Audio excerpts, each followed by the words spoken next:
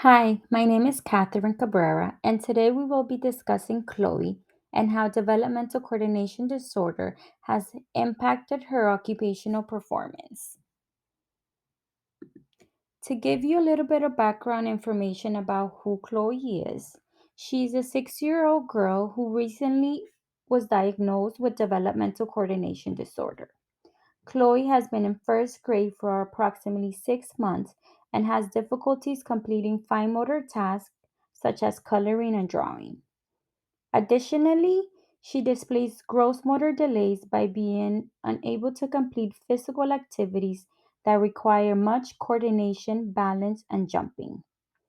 Mom states that Chloe is constantly running around the house, bumping into objects, and she struggles with controlling her movements.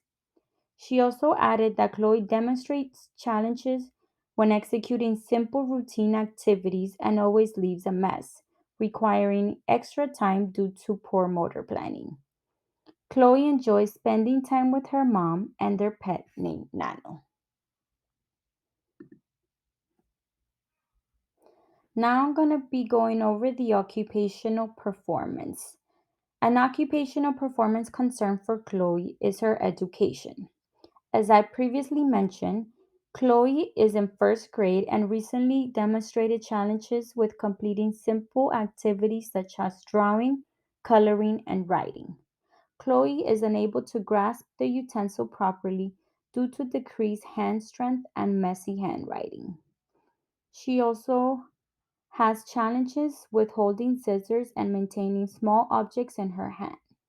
Additionally, she struggles with sustaining attention to school tasks and consistently falls out of her chair, enabling her to engage in school based activities. Usually, children around this age tend to have a more developed handwriting and can stabilize small objects in their hands without them falling or dropping. Another occupational concern for Chloe is her play skills. When playing, Chloe cannot sustain gross motor activities with classmates. She demonstrates weaknesses in this occupation by bumping into other kids accidentally, getting tired easily, and consistently falling. When Chloe is required to run, jump, or climb during activities, she consistently trips over objects due to difficulties controlling movements. Weaknesses in this area enables Chloe from engaging and socializing with other children her age. An occupational performance strength for Chloe is an activity of daily living of eating and swallowing food. Chloe loves to engage in eating a variety of food. She enjoys trying new plates and even helps mom bake cookies or a variety of pastries. Another occupational strength for Chloe is an instrumental activity of daily living, such as taking care of her pet named Nano. She loves to help her mom bathe Nano, groom, and feed him as well. When it comes to the underlying factors and characteristics for developmental coordination disorder that needs to be addressed is weaknesses in bilateral hand coordination and fine motor delays. Children with developmental coordination disorder tend to demonstrate challenges in tasks that require using both hands, grasping, and stabilizing small objects. Another underlying factor for this condition is decreased balance. When engaging in gross motor activities, children with DCD tend to trip often, fall, and bump into objects and people, demonstrating difficulties with balance and controlling refined movements. Lastly, poor motor planning, such as steps, timing, and sequencing, require execution of a task, is also an underlying factor for this condition.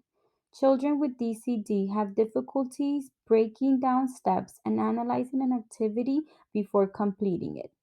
Although they may know how to complete the task, their brain does not send the body the correct information to execute the activity.